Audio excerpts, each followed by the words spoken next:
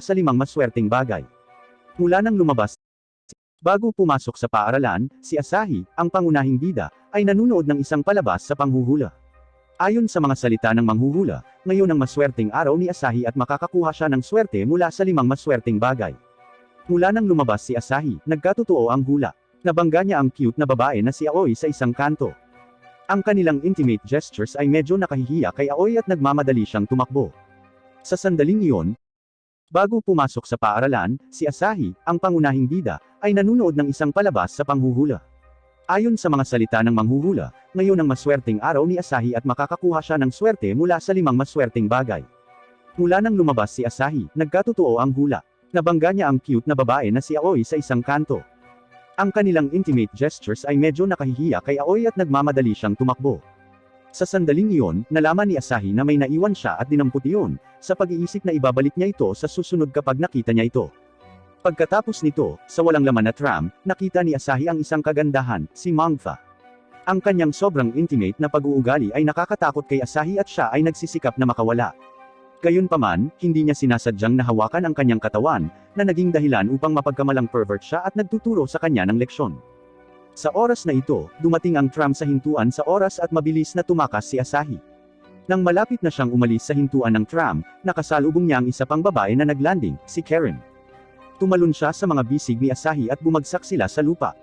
Nagdudulot ng hindi pagkakaunawaan ang saging na dala niya at muli siyang binugbog. Nang maglaon, sunod-sunod na nakatagpo si Asahi ng iba pang mga insidente, ngunit wala sa kanila ang masasabing maswerte. Siya ay unang napagkamalan ng isang batang babae na nagngangalang Amelia bilang isang magnanakaw ng damit na panloob, at pagkatapos ay inatake siya ng isang aso dahil sa isang taong nagngangalang Ilya. Nang sa wakas ay natauhan na siya, huli na siya sa paaralan. Matapos makalusot sa silid-aralan, nagulat si Asahi nang makitang si Mangfa ang bagong guro ng kanyang klase. Kasabay nito, nakikita niya sa klase ang 4 na bagong estudyante na kapareho ng grupo ng mga taong ngayon lang niya nakilala. Dahil alam niyang katawa-tawa ang nangyari sa umaga, sinikap ni Asahi na mag-make face para walang makakilala sa kanya. Gayunpaman, hindi ito gumagana. Ang nababagabag na batang lalaki na si Asahi ay nakatanggap ng hindi kilalang sulat na humihiling sa kanya na magkita pagkatapos ng klase. Curious siya kung sino ang naglagay ng sulat. Sa sandaling iyon, muli niyang nakasalubong si Aoi sa isang kanto. Nahihiyang tinanong siya ni Aoi kung may napulot ba siya, at naalala ni Asahi ang umaga. Habang binabalak niyang ibalik ang mga gamit niya kay Aoi, aksidente niyang nahugot ang underwear ni Amy na kinuha niya noon. Si Aoi ay kumbinsido na siya ay isang pervert na lapitin ng damit na panloob at sinampal siya. Si Asahi, na sunod-sunod nang na-misunderstood, ay pumupunta na nalilito habang kumukuha ng kanyang pagkain. Nalaman niya na si Karen, ang dilaw na buhok na batang babae na nakilala niya sa umaga, ay hindi pa nakakain ng kanyang tanghalian at nag-aalok na ibigay sa kanya ang saging na inihanda niya para sa tanghalian. Iniisip ni Karen ang abnormalidad ni Asahi sa umaga at napagtanto niyang mali ang paghuhusga niya kay Asahi. Pagkatapos noon, awkward na nagpasalamat si Karen sa kanya. Mula noon, isa-isang naaayos ang hindi pagkakaunawaan ni Asahi at ng kanyang mga kaklase, maliban kay Aoi. Gumaan ang pakiramdam ni Asahi. Sa pag-iisip ng hindi kilalang sulat, nagpasya siyang pumunta sa itinakdang lugar, nalaman lamang na ang taong sumulat ng liham ay si Aoi. Gusto niyang ipagtapat ang kanyang pagmamahal kay Asahi dito. Sa sandaling iyon, isang bugso ng hangin ang tumama sa palda ni Aoi na nagpaunawa kay Asahi na ang naiwan niya ay ang kanyang damit na panloob. Hindi napapansin ni Aoi na medyo nagiging weird na sa pagitan nila ni Asahi. Patuloy niyang ipinapahayag ang kanyang pagmamahal kay Asahi. Ngunit ang lahat ng ito ay nangyayari ng biglaan kaya't kailangan ni Asahi ng ilang oras upang pag-isipan ito. Sa sandaling ito, sa wakas ay napagtanto niya ang kahihiyan at tumakas na nahihiya. Pagkaalis ni Aoi, magkahiwalay na hinanap ni Ilya at Mangfa si Asahi, na dumating din para umamin sa kanya. Si Mangfa ay matapang, direktang hinahalikan si Asahi, na nakatakot sa kanya na tumakas. Ngunit hindi ito nagtatapos doon. Pinahinto ni Karen si Asahi sa isang damit pangkasal sa susunod na segundo at gusto niyang maging asawa niya. Dinala niya si Asahi sa isang hotel nang hindi nakatanggap ng tugon mula kay Asahi. Si Asahi ay ganap na nasira. Ngayon ay maaari na lamang siyang magsinungaling kay Karen na gusto niya itong halikan at hilingin sa kanya na ipikit ang kanyang mga mata, at pagkatapos ay tumakas siya. Biglang lumitaw ang isang batang babae na may maskara sa gilid ng kalsada at humiling kay Asahi na tumulong sa pagsagot sa questionnaire. Nalaman ni Asahi na ang talatanungan ay naging isang aplikasyon para sa kasal. Nang makitang nalaman na ang plano, tinanggal ng dalaga ang kanyang maskara at si Amy ang gustong pakasalan si Asahi. Iniisip ni Asahi na umuwi at maging kalmado sa lahat ng mga pangyayaring ito, Ngunit nang buksan niya ang pinto, lumabas sa kanyang bahay ang 5 tao na nakabangga sa kanya. Nag-play sila ng audio recording na mula sa kanyang ama, na sinasabi na ang lahat ng mga taong ito ay mga kandidatong pangkasal na pinili ng ama ni Asahi para kay Asahi. Sila ay nagmula sa buong mundo at pansamantalang maninirahan sa tahanan ni Asahi. Maaaring tumira si Asahi na kasama nila sandali at pumili ng taong gusto niyang pakasalan. Si Ilya, bilang isang batang lalaki, ay kasama rin. Di nagtagal, nalaman ni Asahi na pinalawak ang kanyang tahanan at may sapat na espasyo para sa lahat para makalipat. Ang 5 tao ay naghanda ng masarap na hapunan para kay Asahi, at lahat ay gustong pakainin siya. Nang balak niyang maligo, gusto ni Karen na pumunta sa banyo kasama niya ngunit sinipa niya ito. Ang matalinong dalagang si Amelia ay nasa bathtub na naghihintay kay Asahi.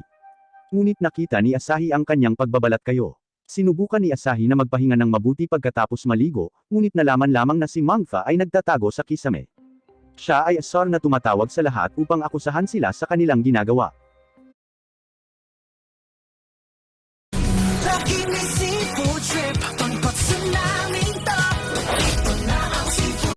Walang magagawa si Asahi sa mga walang tirahan na ito, kundi ang hayaan silang mag-isa sa bahay. Naabutan ni Aoi si Asahi at sinabi sa kanya na ang dahilan kung bakit lahat sila ay gustong angkinan siya ay siya ang taong makakapagpabago ng kanilang kapalaran. Humingi ng tawad si Aoi kay Asahi at nakiusap na umuwi na siya. Naging malambot ang puso ni Asahi at pumayag na umuwi na may ngiti sa kanyang mukha. Hindi mapigilan ni Aoi ang pagpatak ng luha nang makita ang ngiti sa mukha ni Asahi. Ito ay nagpapaalala sa kanya ng isang bagay. Natarante si Asahi, iniisip na pinaiyak niya si Aoi. Hindi masyadong nagsasalita si Aoi, ngunit nakauwi siya kasama si Asahi. Nang kakagising lang ni Asahi mula sa kanyang kama, nakita niyang naglalaro si Amelia sa kanyang kubrekama. Gusto niyang taatakan ng daliri ng paa nito ang aplikasyon ng kasal, at tila sinubukan talaga ni Amelia ang lahat ng paraan para pakasalan si Asahi. Kung ikukumpara kay Amelia na puro kalokohan, si Aoi ay naghahanda ng almusal para sa lahat ng maaga sa umaga. Sa pamilyang ito, siya ay tila mas katulad ng ginang ng bahay, palaging maingat na inaayos ang pang-araw-araw na gawain ng bawat isa. Isinulat ni Aoi ang pangalan ng lahat gamit ang ketchup sa kanilang almusal. Inagaw ni Amelia ang almusal ni Asahi at pinilit na isulat ang kanyang pangalan. Si Amelia ay isang internasyonal na mag-aaral mula sa Estados Unidos. Bihira siyang mag-practice ng pagsulat ng kanji, kaya hindi ganoon kagaling ang kanyang pagsusulat. Sa klase, hinihiling ng guro ang mga mag-aaral na magsaalitan sa pagsulat ng kanji. Si Karen, isang German student, ay gumagawa ng mahusay na trabaho. Si Amelia lang ang gumagawa ng karaniwan. Ang masama pa, iminumungkahi ng guro na magkakaroon ng kanji test sa susunod na linggo pagkatapos ng klase. Ngunit bago malutas ang problemang ito, nais ni Amelia na kumain ng tanghalian kasama si Asahi upang maging mas malapit. Tumakas na si Asahi sa rooftop kasama ang kaibigan niyang si Yoshio, at ayaw niyang maagaw ng mga bride candidate ang kanyang mahalagang lunch break. Si Yoshio lang sa klase ang nakakaalam ng buhay ni Asahi. Hindi niya maintindihan kung bakit iniiwasan ni Asahi ang mga cute na kasamahan na ito, at naiinggit niyang sinabi na nakakain ni Asahi ang masarap na pagkain ni Aoi, samantalang malamig na sandwich lang ang nakakain niya. Napansin ni Asahi na ang pagkain inihanda ni Aoi ay puno ng paborito niyang pagkain. Pero heto ang pagdududa, hindi pa niya ibinunyag kung anong pagkain ang paborito niya. Hindi nagtagal, nalipat ang kanyang atensyon sa ibang bagay. Sa gabi, si Amelia ay nagtatago sa silid at ayaw lumabas. Lumapit siya sa pintuan ng kwarto ni Amelia dahil sa pag-aalala at narinig niya ang sunod-sunod na mapang-akit na boses na nagmumula sa silid. Matapos makinig ng mabuti, napagtanto niyang may kakaiba itong binabasa. Itinulak ni Asahi ang pinto at pinutol ang pagbabasa ni Amelia, nalaman lang na gusto lang ni Amelia na makakuha ng magandang marka sa pagsusulit sa susunod na linggo. Gusto rin niyang matutunan ang wikang ginagamit ni Asahi sa lalong madaling panahon. Naantig si Asahi kay Amelia at dinala si Amelia sa silid-aklatan upang matiyagang turuan ng kanyang kanji. Masyado ng maraming masasamang libro ang binabasa ni Amelia noon, kaya madalas siyang nakakasulat ng mga hindi karaniwang salita. Ngunit hindi siya pamilyar sa mga karaniwan.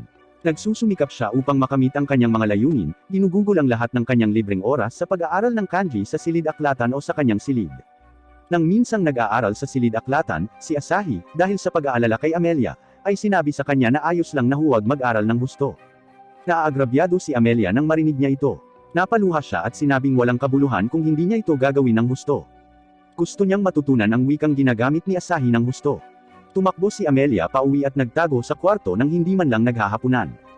Pumasok si Asahi sa silid ni Amelia at sinubukan siyang i-comfort. Inihayag ni Amelia ang kanyang iniisip habang umiiyak. Alam niya na si Asahi ay nakikiramay sa kanya, ngunit siya ay sabik na gawin ito ng maayos at hindi niya nais na kunin ang mabuting kalooban. Ayaw din niya sa sobrang gulo tungkol sa sarili niya. Pinipigilan ni Asahi ang kanyang paninira sa sarili, ipinahayag na pinahahalagahan niya ang pagsisikap ni Amelia. Matapos sabihin ang mga katagang ito, hinaplos ni Asahi ang ulo ni Amelia. Inilabas niya ang isang mini-book na puno ng mga knowledge points na naitala niya para kay Amelia. Nakaka-move on si Amelia sa ginawa ni Asahi at sa wakas ay nakakatawa na naman siya. Sa oras na ito, ang iba ay nagtatago sa labas ng pinto upang mag-eavesdrop. Sa sandaling binuksan ni Asahi ang pinto, bumagsak silang lahat sa sahig. Nag-aalala sila na si Amelia ay papaboran ni Asahi. Sa mga susunod na araw, dinodoble ni Amelia ang kanyang pag-aaral. Nag-post siya ng kanji sa buong bahay para tulungan siyang makabisado ang mga ito. Sa wakas ay nagbunga ang kanyang pagsusumikap. Sa mga sumusunod na pagsusulit, ang mga marka ni Amelia ay tumataas ng malaki.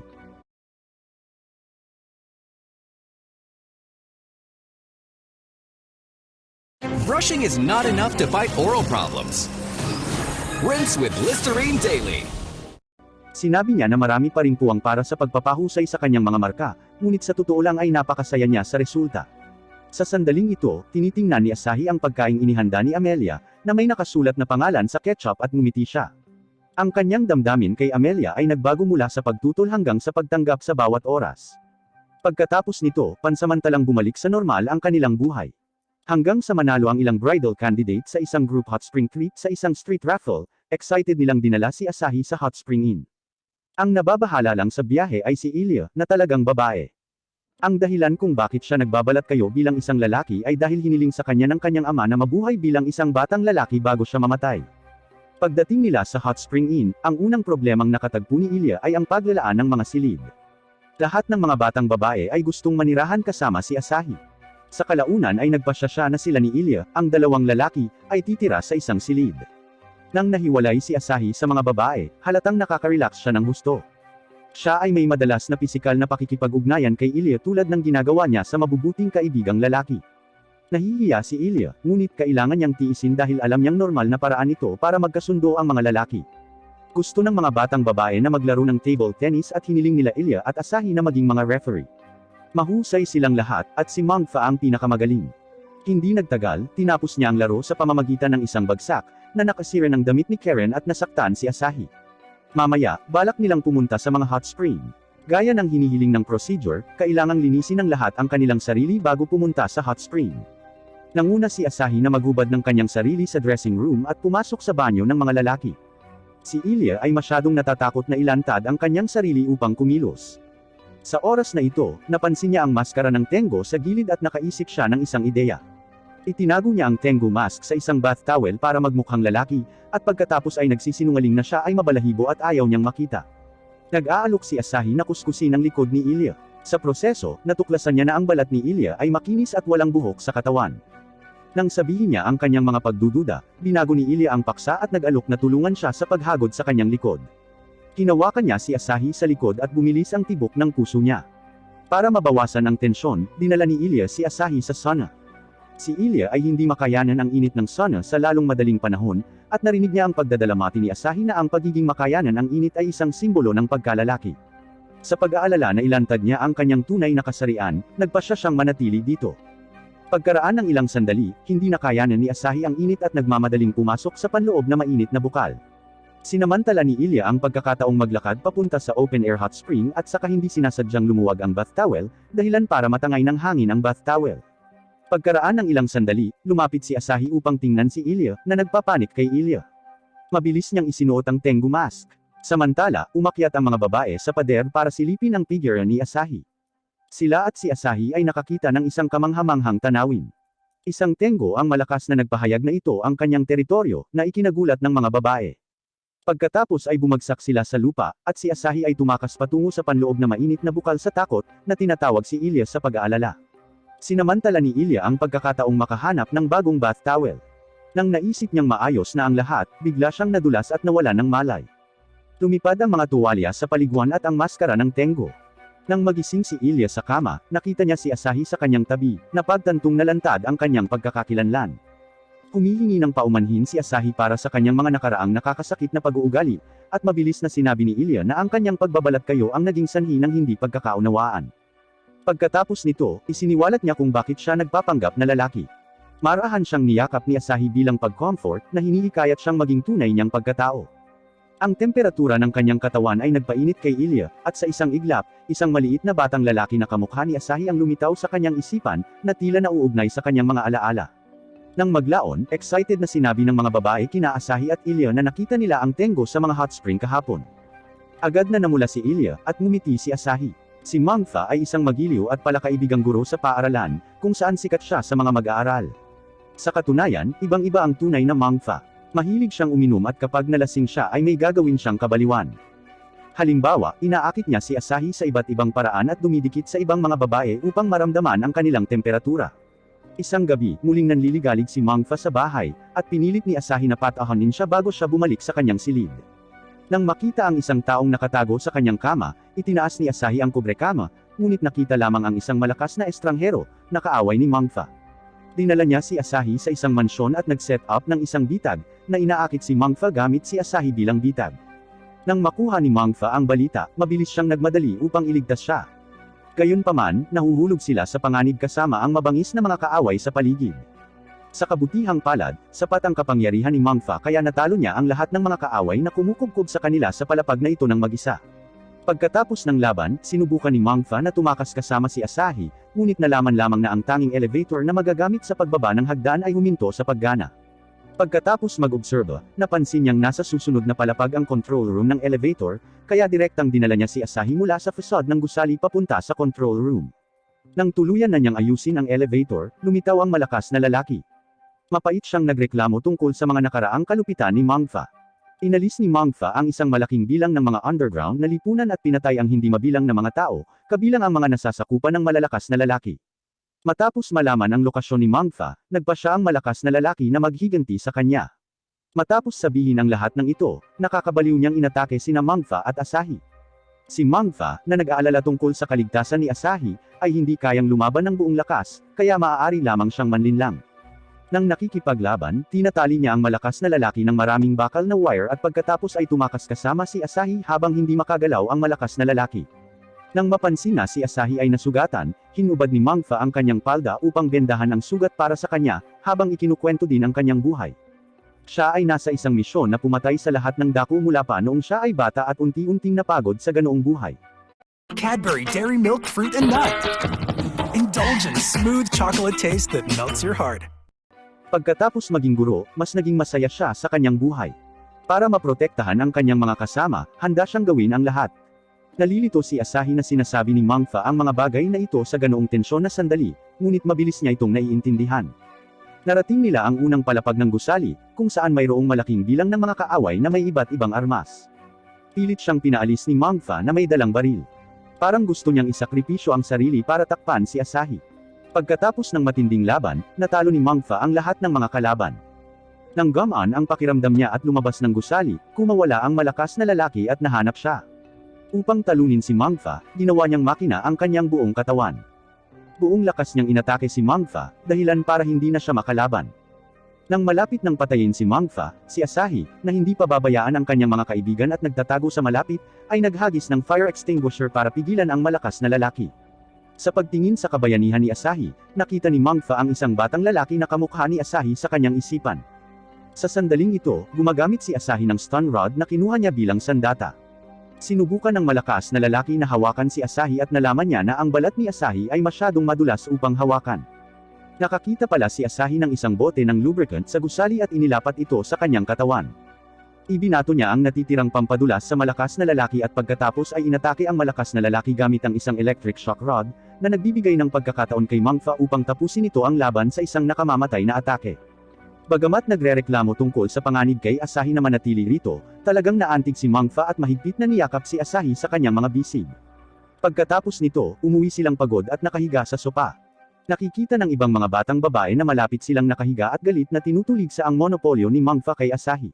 Di nagtagal pagkatapos ng insidenteng ito, inatake muli si Asahi ng isang robot na hindi pa niya nakita. Kung paanong nasa panganib si Asahi, lumitaw ang isang magical na magandang babae. Nagpakawala siya ng mahika upang sirain ang robot at lumipad palayo. Pagkatapos nito, excited na ibinahagi ni Asahi ang katotohanan na nakita niya ang totoong Magic Girl sa kanyang matalik na kaibigan na si Yoshio, ngunit hindi ito pinaniwalaan ni Yoshio. Habang nag-uusap sila, dumating si Karen para anyayahan si Asahi na matulog na kasama niya. Biglang lumitaw sa labas ng bintana ang isang malaking floating machine na ikinagulat ng mga estudyante. Pagkatapos ay lumitaw ang isang grupo ng mga robot at inaatake sila. Si Asahi ay iniligtas ni Mangfa habang si Yoshio ay nasugatan. Nang ang lahat ay nag-aalala tungkol kay Yoshio, narinig ni Asahi si Irina na sinabi ni Irina na nawawala si Karen, kaya nagmadali siyang maghanap kung saan-saan, at nalaman na nag-transform siya bilang Magic Girl na nakita niya noon sa rooftop. Ang isang kuneho na maaaring lumipad ay nananatili sa tabi niya at hinihimok siyang kumilos sa lalong madaling panahon. Walang oras si Karen para ipaliwanag ito kay Asahi, na hiniling kay Asahi na hawakan siya para makakuha siya ng magic power. Bagamat nahihiyang tumanggi si Asahi, direktang itinulak siya ng kuneho kay Karen. Si Karen ay nakakuha ng enerhiya mula sa pisikal na pakikipag-ugnayan na ito, at agad siyang lumipad sa kalangitan upang labanan ang lumulutang na makina. Sa kasamaang palad, mabilis na naubusan ng enerhiya si Karen at mahinang nahulog sa mga bisig ni Asahi. Pagkatapos magtago kasama si Karen, nalaman ni Asahi ang nangyari sa ilalim ng mga paliwanag ni Karen at ng kuneho. Sinusubukan ng grupong ito ng mga robot sa kalangitan na sirain ang mundo sa pamamagitan ng pag-atake sa mga lalaki, at nawasak na nila ang mundo kung nasaan ang kuneho. Nang maglaon, ang kuneho ay tumakas sa Earth at nagkataong nakita si Karen. Karamihan sa mga tao ay hindi nakikita ang kuneho, ngunit nakikita ni Karen. Bilang paghihiganti, inimbitahan ng kuneho si Karen na tanggapin ang kapangyarihan nito na maging isang Magic Girl at sirain ang mga robot na kasama niya. Sa oras na iyon, naisip ni Karen na kagiliw-giliw na maging isang Magic Girl at pumayag. Ngunit ngayon, sa wakas ay napagtanto niya kung gaano ito kahirap. Ang pinakamahalagang bagay para sa kanya ngayon ay sirain ang lumulutang na makina, dahil ito ay nagdidirekta sa iba pang mga robot na umatake kahit saan. Ngayon ay si Karen lamang ang makakapagligtas sa Earth dahil ang mga sandata sa Earth ay hindi lamang magdudulot ng pinsala sa mga robot na ito. Kinuha ng kuneho sina Karen at Asahi upang hanapin ang kanyang sasakyan, at sinabi na hanggat umiibig si Karen sa isang taong gusto niya, makakakuha siya ng mahiwagang enerhiya. Ang metro sa kotse ay nagpapakita kung gaano karaming mahiwagang enerhiya ang nakukuha ni Karen. Matapos sabihin ang lahat ng ito, umalis ang kuneho sa kotse, naiwan sina Asahi at Karen. Pagkatapos ay nagsimulang haburin ni Karen ang kanyang mga damit, na iniisip na ang pakikipagtalik kay Asahi ang pinakamabilis na paraan upang makakuha ng enerhiya. Mabilis itong pinigilan ni Asahi, na curious na tinanong si Karen kung paano niya nakuha ang kanyang lakas noon. Nang malaman na madalas na nakakakuha ng lakas si Karen sa pamamagitan ng pag-amoy sa kanyang mga damit, nagpasya si Asahi na subukan ang ilang intimate interaction maliban sa pagtatalik. Napansin ni Asahi na hindi tumataas ang enerhiya ni Karen habang sila ay nagkakaroon ng matalik na pisikal na pakikipag-ugnayan. Naisip ni Asahi na si Karen ay hindi nagmamahal sa kanya, kaya kahit na sila ay matulog ng magkasama, hindi siya makakakuha ng enerhiya. Iniisip ni Karen na mali si Asahi, at pagkatapos ay itinulak si Asahi pababa, hinubad ang kanyang damit. Sa oras na ito, ang ibang mga bridal candidate ay dumaan sa sasakyan upang tumakas.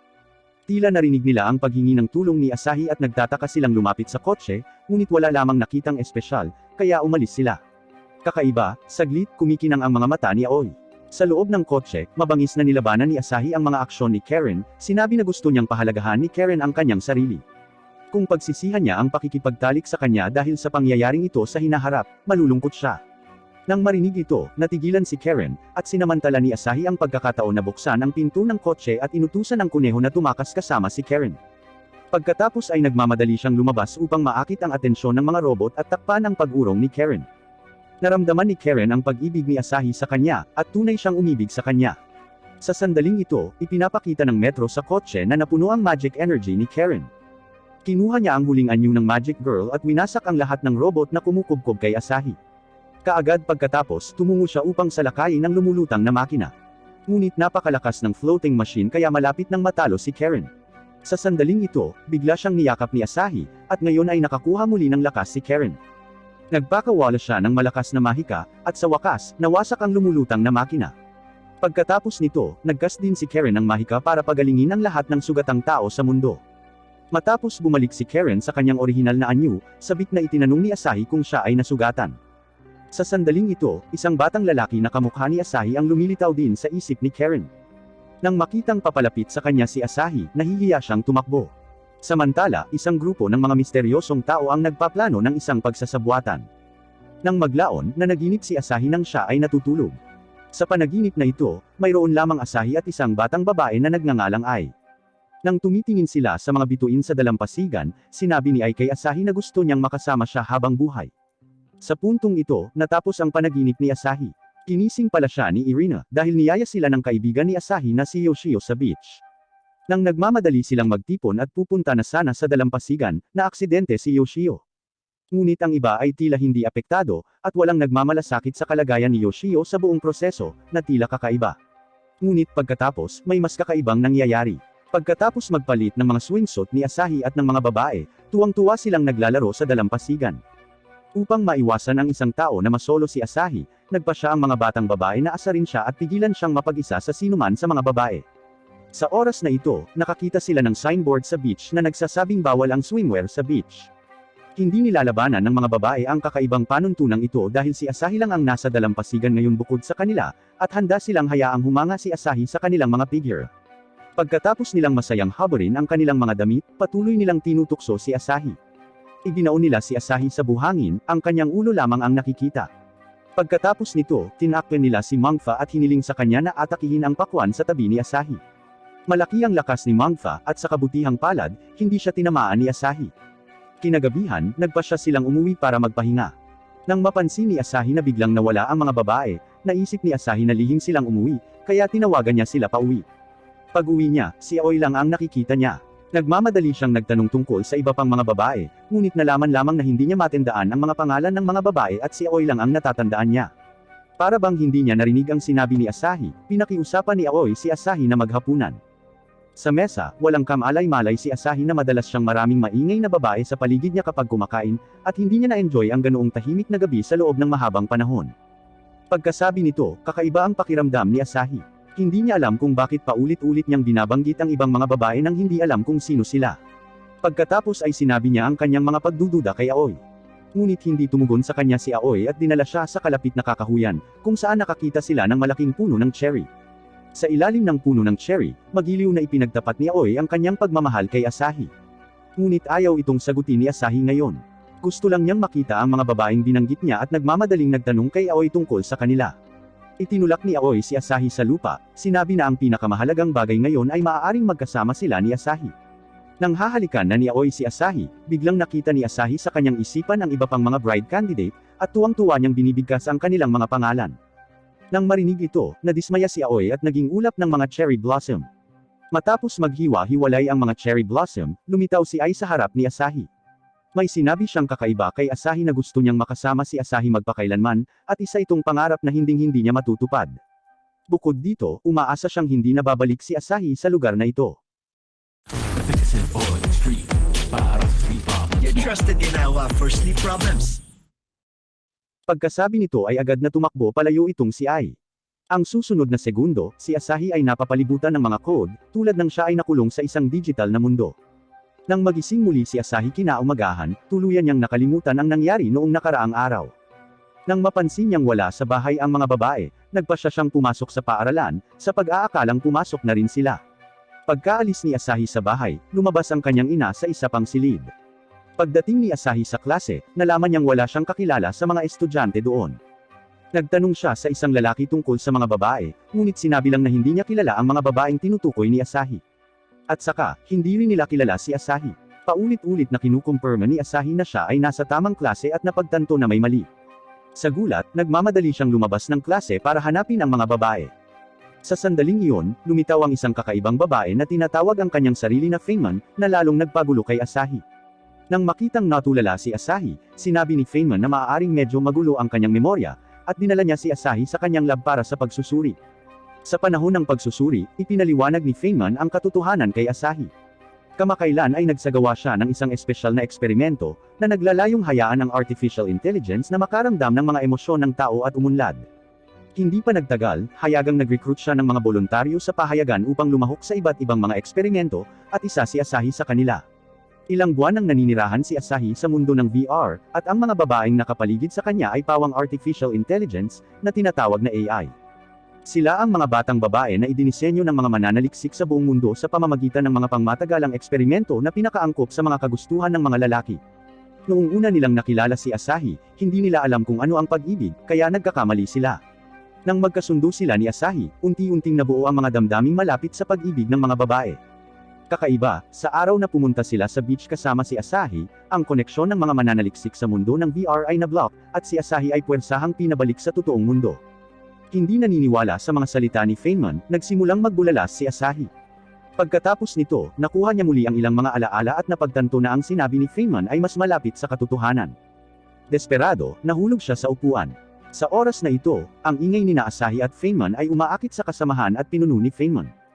Lumalabas na matagal nang pinaalis si Feynman sa lab dahil sa nabigong eksperimento.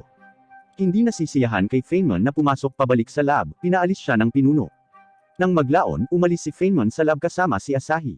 Pagkatapos ay sinabi niya kay Asahi ang higit pa tungkol sa eksperimento. 3 taon na ang nakalilipas, isang misteryosong doktor ang gumawa ng AI na parang tao bago siya namatay, na ginamit sa iba't ibang larangan. Ang mga batang babae na dating nakatira kasama si Asahi ay nagmula rin sa AI na parang tao na nilikha ng doktor. Bukod pa rito, nagsasabi si Feynman ng mas nakakagulat na katotohanan. Sa katunayan, si AI ay nilikha ng doktor na kinopya ang kamalayan ng kanyang may sakit na anak na babae, na nagpatigil kay Asahi. Sa sandaling ito, naaalala ni Asahi ang maraming mga nakaraang kaganapan at naaalala na ang anak na babae ng doktor ay ang kanyang childhood sweetheart. Pagkatapos nito, nagpaalam si Asahi kay Feynman at tumakbo sa libingan ni Ai, umiiyak ng malungkot. Samantala, nang dumaan sa isang plaza, nagulat si Feynman nang makitang ang imahe ni Aoi ay ipinapakita sa screen sa gitna ng plaza. Kinokontrol ni Aoi ang sistema ng network ng mundo ng mga tao, na inihagis ang mundo sa kaguluhan. Ang mga mananaliksik sa institute ay sabik na naghahanap ng isang paraan upang pigilan si Aoi mula sa patuloy na pakikialam sa mundo ng mga tao, ngunit walang resulta. Sa oras na ito, iniisip ng kasamahan ni Feynman na si Feynman ang mananaliksik na pinakakilala si Aoi at nagpas siyang humingi ng tulong sa kanya. Sinabi ng kasamahan kay Feynman na nakatanggap sila ng mensahe mula kay Aoi na nagsasabing, "Gusto kitang makita." Hinulaan ni Feynman na ang taong gustong makita ni Aoi ay si Asahi. At pagkatapos ay nilapitan niya si Asahi sa pag-asang babalik si Asahi sa mundo ng VR at tulungan si Aoi na bumalik sa normal. Si Asahi, nakatatapos lang mag-worship sa kanyang childhood sweetheart, si Ai, ay nag-alinlangan nang marinig niya ang proposal ni Feynman. Naalala ni Asahi na noong nasa VR world pa siya, nagpakita si Ai at pinayuhan siyang huwag nang bumalik sa VR world. Sa isang sandali ay hindi niya alam kung dapat ba siyang makinig kay Feynman o kay Ai. Sa sandaling ito, ang robot ng orasan sa silid ni Asahi ay nagsasalita at biglang nag-project ng isang video clip sa dingding. Ipinapakita ng video ang mga batang babae na nakipag-ugnayan kay Asahi sa mundo ng VR, maliban kay Aoi. Lumalabas na naramdaman ng mga batang babae ang lahat ng nangyayari ngayon ng maaga at palihim na nagtago bago kontrolin ni Aoi ang buong mundo ng VR upang hindi sila maapektuhan ni Aoi. Ngayon ay nakita nila si Asahi sa pamamagitan ng robot ng orasan sa pag-asang matutulungan nina Asahi at Feynman si Aoi, at ramdam nila na labis na malungkot si Aoi. Tinitingnan ni Asahi ang mga pamilyar na mukha ng mga babae at napagtanto niya na bagamat nakilala niya sila sa mundo ng VR, totoo ang kanyang nararamdaman para sa kanila. Sasagot na sana siya sa hiling ng mga babae nang biglang naputol ang projection. Noon ay nakatanggap si Feynman ng tawag mula sa kanyang kasamahan at nalaman na nagpa siya ang direktor ng institute na alisin ang lahat ng AI mula sa mundo. Dahil maraming AI sa mundo, magtatagal ang planong ito para maipatupad. Narinig ni Asahi ang pag-uusap mula sa tawag sa telepono at naiintindihan niya na dapat niyang pigilan si Aoi sa lalong madaling panahon, o ang mga babae ay tuluyang mawawala. Nalaman ni Feynman na nagpa siya si Asahi na iligtas ang mga babae at agad na dinala si Asahi sa lab. Ang lab na ito ay minsang pag-aari ng ama ni Ai. Matapos mamatay ang ama ni Ai, pinamamahalaan ni Feynman na patakbuhin ang lab. Itinuro niya na dito nilikha ng ama ni Ai ang AI, kaya ang kanyang computer ang tanging access sa mundo ng VR. Pinabilis ni Feynman na patakbuhin ang computer upang maisigawa ang program na nagdadala kay Asahi sa mundo ng VR. Bigla niyang naalala na minsang sinabi ni Aoi na gusto niya ang isang relasyon. Napagtanto ni Feynman na umalis si Asahi sa mundo ng VR, na naging sanhi ng pagkawala ng pagkakataon ni Aoi na umibig sa kanya, at ito ang dahilan kung bakit nawala ng kontrol si Aoi. Mas kumbinsido pa si Feynman na si Asahi lang ang makakahinto sa pagkawala ng katinoan ni Aoi. Medyo kinakabahan si Asahi. Alam niya na ang paglalakbay na ito sa mundo ng VR ay maaaring mapanganib, o maaaring hindi na siya makakabalik sa realidad sa buong buhay niya. Ngunit para protektahan si Aoi at ang iba pang mga babae, handa siyang gawin ang lahat. Sa ilalim ng patnubay ni Feynman, ang kamalayan ni Asahi ay bumagsak sa kadiliman. Nang imulat ni Asahi ang kanyang mga mata, nakita niyang sinundan siya ng kanyang alarm robot sa mundo ng VR. Lumalabas na para matulungan si Asahi sa mundo ng VR, espesyal na gumawa si Feynman ng alarm robot. Nakipag-usap siya kay Asahi sa pamamagitan ng alarm robot at dinala siya sa isang parisukat. Nararamdaman ni Feynman na ang alarm robot ay hindi maginhawang gamitin, at ginawa itong hitsura ni Yoshio. Napagtanto ni Asahi na sa huling pagkakataon na pumasok siya sa mundo ng VR, pinapanood siya ni Feynman bilang Yoshio. Sa oras na ito, biglang lumitaw sa malapit ang isang grupo ng mga sweepang robot, na pinilit sina Asahi at Yoshio na mag-offline. Mabilis na dinala ni Yoshio si Asahi sa kanyang silid sa mundong ito, kung saan nagtatago sina Amelia, Irina, Mangfa, at Karen. Sa oras na ito, hindi nagsusuot ng anumang damit sina Asahi o Yoshio, na naging sanhi ng pag-atake sa kanila ng mga batang babae bilang mga bastos. Mabilis na nagbihis si Asahi, at si Yoshio ay naging kuneho na tumulong kay Karen na maging isang magical girl. Pagkatapos ay kinausap ni Feynman ang mga babae. Mula sa kanilang mga pag-uusap, nalaman natin na ang Institute ay naglunsad ng isang programa na kumokontrol sa lahat ng mga robot sa mundo ng VR. Ang misyon ng mga robot na ito ay sirain ang lahat ng AI habang pinipilit ang lahat na umalis sa mundo ng VR. Kapag nahuli si Asahi, ang kanyang utak ay masisira ng husto. Ngayon ay kailangan nilang umiwas sa mga robot at hanapin si Aoi. Binibigyang pansin ni Feynman ang mga pagbabago sa mundo ng VR na ito at nalaman na nag-iwan si Aoi ng daanan para kay Asahi sa mundo ng VR, at hulaan na mahahanap nila si Aoi sa pamamagitan lamang ng pagpasok sa daanan na ito. Kanto, kanto, dato puti o sa sosni. Oo, dapat kanto. Agad siyang nakipag-ugnayan kay Asahi at dinala sila sa isang gusali kung saan magkasamang lumaban sina Asahi at Mangfa. Habang ginalugad ang gusali, nakatagpo sila ng maraming humanoid robot. Binabago ni Feynman ang lahat ng mga batang babae sa mga magical girls sa pamamagitan ng kuneho. Ang mga batang babae ay naging napakalakas, habang ang kuneho ay walang kapangyarihang lumaban at mabilis na inaatake ng kaaway. Si Asahi ay nahulog sa bulwagan kasama ang kuneho upang protektahan ito. Tumingin si Asahi sa kuneho, naalala na dinala ng kuneho si Karen sa kanya, at itinaas ang kanyang pagkalito tungkol sa kung ang mga pakikipagtagpo ng mga batang babae sa kanya ay inayos ni Feynman sa pamamagitan ng kuneho. Nabigo si Asahi nang makatanggap siya ng positibong sagot mula kay Feynman. Kino-comfort na lamang ni Feynman si Asahi na ang mga babae ay nagkaroon ng mga espesyal na damdamin sa panahon ng kanilang panahon kasama si Asahi. Nakakalungkot na ang mga salita niya ay hindi nakaka-comfort kay Asahi. Sa sandaling ito, si Mangfa, na nakikipaglaban, ang unang nakapansin na nawala si Asahi at hinahanap siya sa paligid. Narinig niya ang pag-uusap ni Asahi at Feynman, ngunit ngayon ay wala na siyang oras para i-comfort si Asahi. Sa proseso ng pakikipagkita sa iba, sila ay inaatake ng maraming mga robot, at ang malakas na tao na minsan ay nakipaglaban kay Mangfa ay lumilitaw din sa mga robot na ito. Kahit na ang mga batang babae ay may mahusay na kapangyarihan, sila ay mas maliit sa bilang kaysa sa mga robot, at ang mga robot na ito ay pinalakas ng mga mananaliksik, na ang bawat isa ay makapangyarihan. Ang mga batang babae ay unti-unting nahulog sa isang kawalan, at kahit na ang kuneho ay nawasak ng mga robot. Sa kabutihang palad, nahanap ni Asahi at ng mga batang babae ang daanan na iniwan ni Aoi sa oras. Matapos mabuksan ni Asahi at Mangfa ang pintuan ng daanan, ang iba ay pumasok dito. Ang pintuan ng daanan ay hindi maaaring isarado mula sa loob, at nagpasya si Mangfa na manatili at labanan ang mga robot ng mag-isa at hayaang makapasok si Asahi sa daanan. Sinabi ni Mangfa kay Asahi na nang labanan ni Asahi ang malakas na lalaki upang protektahan siya, nagising niya ang ilan sa mga alaala ni Ai. Ilang taon na ang nakalilipas, itinaya ni Asahi ang kanyang buhay upang iligtas si Ai nang siya ay inaabuso ng ibang mga bata. Sa sandaling iyon, napagtanto ni Mangfa na siya ay umiibig kay Asahi. Kinumpirma ni Mangfa na ang kanyang pag-ibig ay hindi gawa ng mga mananaliksik at ang kanyang damdamin para kay Asahi ay totoo. Ngayon ay pagkakataon na niya na protektahan si Asahi, hinalikan ni Mangfa si Asahi at itinulak si Asahi sa daanan bago isinara ang pinto. Walang oras si Asahi para pigilan si Mangfa, at kinuha lang ang isa sa kanyang mga headband. Sa labas ng gate, buong lakas na sumugod si Mangfa para labanan ang malalakas na robot na ito. Naalala niya ang karanasan niya kasama si Asahi at napakasaya niya. Sa sandaling ito, pakiramdam niya ay wala siyang pinagsisisihan sa kanyang buhay. Sa loob ng gate, nakita ni Asahi at ng iba pang mga babae ang hairband ni Mangfa na nawala sa hangin at napagtanto na nawala si Mangfa. Nang malaman ng lahat na nawala si Mangfa, napaluha sila. Sa panahong ito ng pamumuhay na magkasama, matagal na nilang itinuring na mahalagang kasama si Mangfa. Ngunit ngayon ay walang oras para sa kanila upang magdalamhati, at dapat nilang mahanap ang kinaroroonan ni Aoi sa lalong madaling panahon. Tinawid nila ang daanan sa harap nila at nakarating sa school na pinasukan nila. Bago ma-explore ng lahat ang sitwasyon sa malapit, inatake sila ng isang robot. Nakita ni Karen na si Asahi ay nasugatan upang protektahan si Irina, mabilis na sinira ang robot gamit ang magic, at nagtago sa isang silid-aralan kasama ang kanyang mga kasama. Ang mga batang babae ay nagreklamo na si Asahi ay hindi dapat itulak ang kanyang sarili ng labis, dahil ang kanyang mga pinsala sa mundo ng VR ay maglalagay sa panganib sa kanyang totoong buhay na katawan. Tila nakakalimutan nila na kung sila ay malubhang nasugatan, sila ay ganap na mawawala din. Nang marinig nila itong emosyonal na sinabi ni Asahi, tumahimik silang lahat. Sa puntong ito, ang mga bagong pahiwatig na natuklasan ni Amelia ay bumasag sa katahimikan. Gamit ang tablet na iniwan ng kuneho, naghanap siya ng daanan malapit kay Aoi sa rooftop. Dumating sila sa rooftop at nagulat nang makitang ang buong mundo ng VR ay nasa kaguluhan at malapit sa pagkawasak. At ang daanan na gusto nilang marating ay napapaligiran ng mga robot na iyon. Tila ang puwersahang pagpasok sa daanan ay imposible lamang.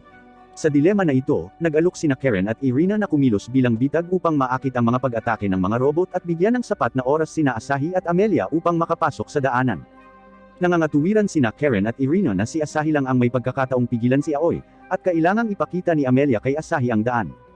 Pagkatapos nito, pumunta sila sa langit upang labanan ang mga robot sa kabila ng mga pagtutol nina Asahi at Amelia.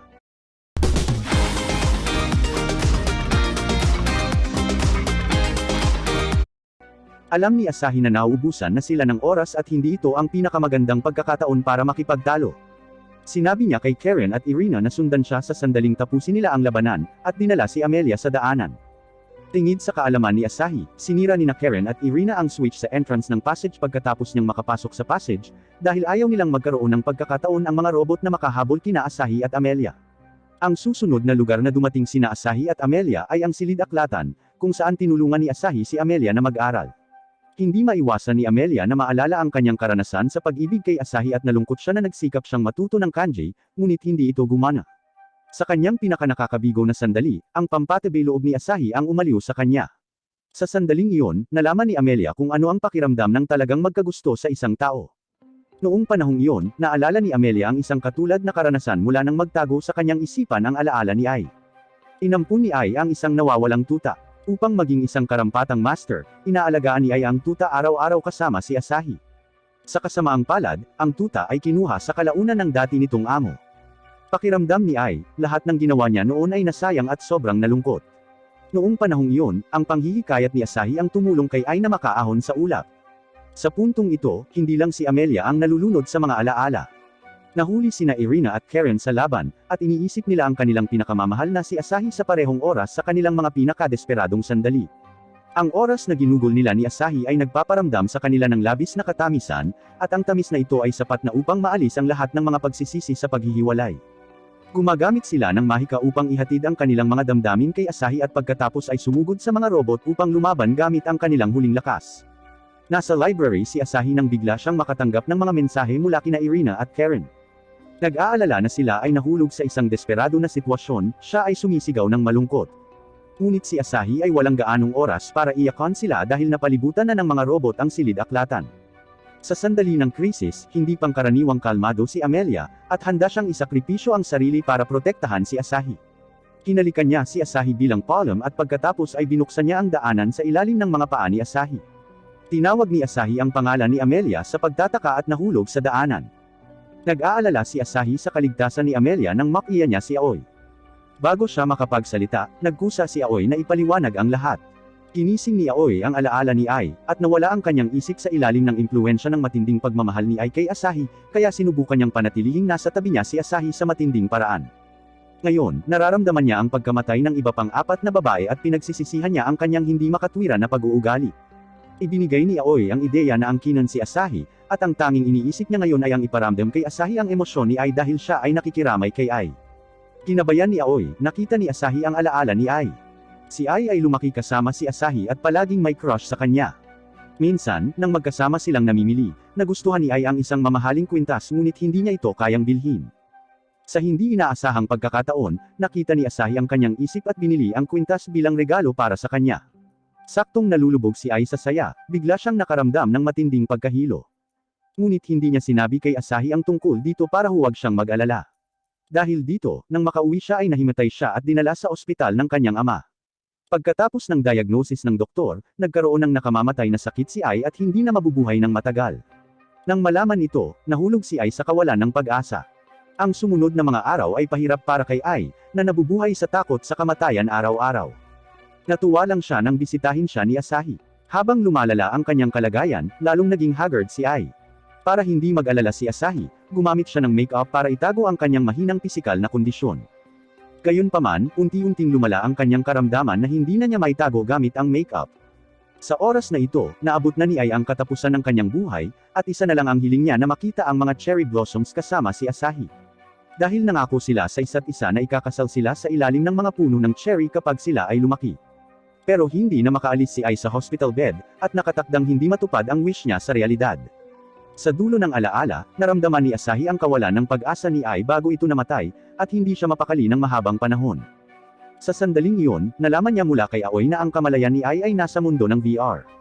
Sa tulong ni Aoi, nagmamadaling pumasok si Asahi sa isa pang daanan para hanapin si Ai. Sa ilalim ng puno ng cherry, nakita ni Asahi si Ai.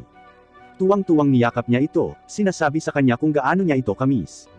Gayunpaman, ang unang sinabi ni Ai sa kanya ay umaasa siyang makalimutan siya ni Asahi, dahil ayaw niyang malunod si Asahi sa masasakit na alaala. Naninindigan si Asahi na hindi niya makakalimutan si Ai. Lumaki si Asahi kasama si Ai, na hindi mapaghihiwalay na bahagi ng kanyang buhay. Hindi man makasama si Ai sa hinaharap, mabubuhay siya kasama ang mga alaala nito. Lalong nagiging emosyonal si Asahi habang nagsasalita, at sa unang pagkakataon, ipinagtapat niya ang kanyang pagmamahal kay Ai. Naantig sa mga salita ni Asahi, hindi na napigilan ni Ai ang kanyang pinipigilang emosyon, umiyak habang ipinagtatapat ang katotohanang mahal din niya si Asahi. Sa ilalim ng kontrol ni Ai, lumitaw sa tabi nila ang puno ng cherry kung saan sila minsan nangako. Masuyong hinalikan ni Ai si Asahi. Sa sandaling ito, hindi mabilang na mga matamis na alaala na nauugnay kay Asahi ang umagos sa isipan ni Ai, at nakaramdam siya ng labis na kasiyahan ng walang anumang pagsisisi. Iniisip ni Ai na sa pamamagitan lamang ng pag-alis sa kanya makakapagsimula si Asahi ng bagong buhay. Pagkatapos ng isang magiliw na palm, unti-unting naglaho si Ai sa hangin, na naiwan lamang ang kanyang kwintas kay Asahi. Mahinahong tinanggap ni Asahi ang pag-alis ni Ai, alam niyang mabubuhay magpakailanman si Ai sa kanyang alaala kahit anong mangyari. Sa kalaunan, bumalik si Asahi sa totoong mundo sa tulong ni Aoi. Dahil wala ng kontrol si Aoi, tinapos ng institute ang programa na sisira sa mundo ng AI, at bumalik sa normal ang mundo. Nang maglaon, itinalaga si Feynman na maging direktor ng institute para sa pagtulong kay Asahi na pigilan si Aoi na mawala ng kontrol sa panahon ng sakuna. Nagsasagawa pa rin siya ng pananaliksik sa AI, at naghanda ng ilang sorpresa para kay Asahi. Sa oras na ito, natanggap na si Asahi sa isang universidad at nagsimula ng bagong buhay. Habang tinatanggap niya ang 4 na package na ipinadala ni Feynman, nagulat siya nang makitang lumabas sina Amelia, Karen, Irina, at Mangfa. Lumalabas na nagawa ni Feynman na ayusin ang 4 na batang babae ng AI pagkatapos ng pananaliksik at bigyan sila ng mga katawan. Mula noon, lumipat ang mga babae sa tahanan ni Asahi at nagsimulang manirahan kasama niya. Habang tinatangkilik ng lahat ang kagalakan ng muling pagsasama-sama, nakuha din ni Aoi ang katawan na ginawa ni Feynman para sa kanya at pumunta sa pintuan ni Asahi. Ang kanilang masayang buhay ay nagsisimula pa lang, kahit na ang anime ay tinapos na. Ang anime na ito ay nagdala sa akin ng napakaraming mga sorpresa. Noong una akala ko ay harem anime lang ito tungkol kay Asahi at 5 babae na nagsasama. Hindi ko inaasahan na si Asahi ay nasa isang mundo ng VR at ang mga babaeng ito ay pawang AI. Noon, akala ko ay tungkol sa contest sa pagitan ng tao at AI ang story, pero sa huli, isa pala itong nakakaantig na love story. Noong pinanood ko ito, hindi ko ma-predict kung ano ang mangyayari sa susunod na episode, kaya naman gusto ko ang anime na ito. Paano mo i-rate ang anime na ito? Mangyaring iwanan ang iyong mga opinyon sa ibaba sa lugar ng komento. Salamat sa panunood. Huwag kalimutan na i-like ang video na ito. Gayon din, mangyaring mag-subscribe sa aking channel kung nagustuhan mo ang aking mga video. Ang iyong suporta ay napakahalaga sa akin. Bye!